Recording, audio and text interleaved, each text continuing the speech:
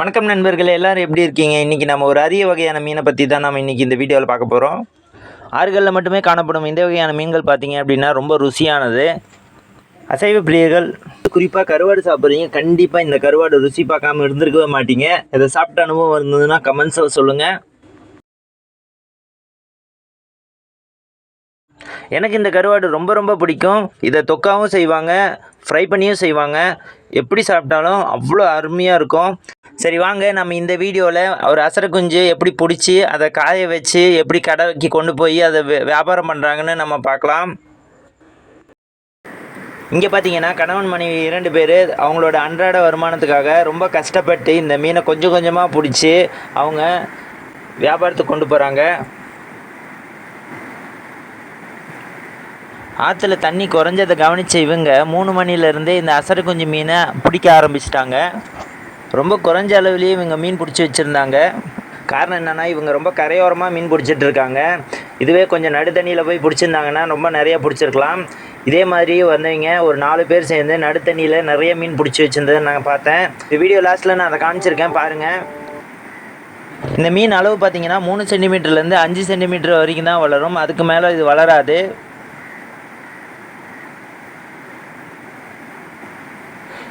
இது அரிய வகை மீனுன்னு தமிழ்நாடு கவர்மெண்ட்டால் 2017 அனௌன்ஸ் பண்ணிட்டாங்க. காரணம் என்னென்னா,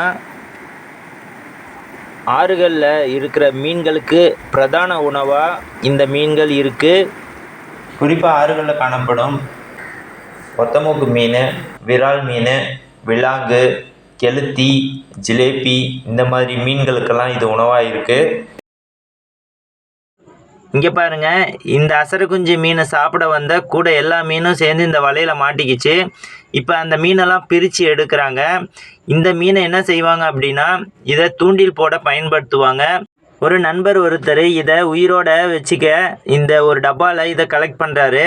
இதை மெயினாக இந்த விரால் மீன் பிடிக்கிறதுக்கு இந்த மீனை உயிராக குத்தி தூண்டில் போட்டாங்க அப்படின்னா விரால் மீன்கள் நிறையா மாட்டோம். அதுக்காக இவர் எடுத்துகிட்டு போகிறாரு. இதுவே விலாங்கு மீன் பிடிக்கணும் அப்படின்னா இதில் இருக்கிற சின்ன சின்ன மீனை கட் பண்ணி குத்தி போட்டாங்க அப்படின்னா விலாங்கு மீன் எடுக்கும். பொதுவாக உயிர் மீனுக்கு விராலும், இறந்த மீனுக்கு விலாங்கும் எடுக்கும். அதுக்காக இவர் எடுத்துகிட்டு போகிறாரு. இங்கே பாருங்கள், இப்போ எல்லாம் க்ளீனாக பொறுக்கி எவ்வளோ அழகாக வச்சுருக்காங்கன்னு. ஒரு தரமான அசரை குஞ்சு மீன் இப்படி தாங்க இருக்கும். இங்கே பாருங்கள், நான் ஏற்கனவே சொன்ன மாதிரி 4 பேர் நடுத்தண்ணியில் நின்று இந்த அசரை குஞ்சை அரிச்சிட்ருக்காங்க.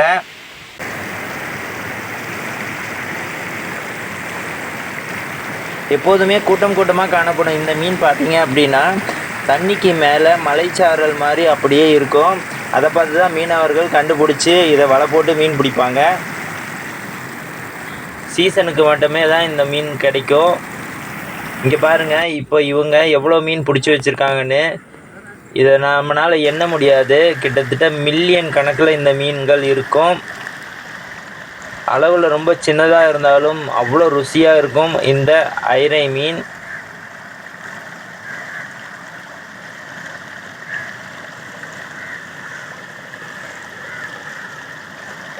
இப்போ காலையில் ஒரு 8 மணி இருக்கும். இதுக்கு மேலே அதிகமாக வச்சுருக்க மாட்டாங்க. இதை எடுத்துகிட்டு போயிட்டு இதே மாதிரி ஒரு வலையை கீழே போட்டு நல்லா உதறி விடுவாங்க வெயிலில்.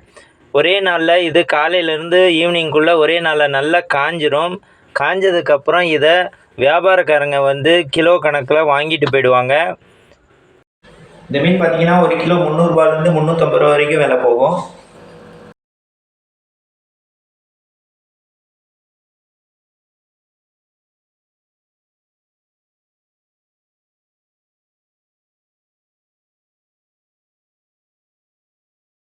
இங்கே பாருங்கள், இப்போது நல்லா காஞ்சிருச்சு. காய வச்சதை எடுத்து வச்சுருக்காங்க. காய வச்ச கருவாடு இப்படி தான் இருக்கும்.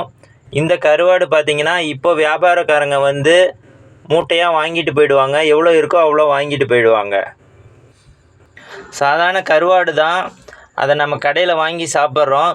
அந்த கருவாட்டுக்கு பின்னாடி இவ்வளோ பேரோட கஷ்டம் இருக்குன்னு இந்த வீடியோ பார்த்து நீங்கள் தெரிஞ்சிருப்பீங்க.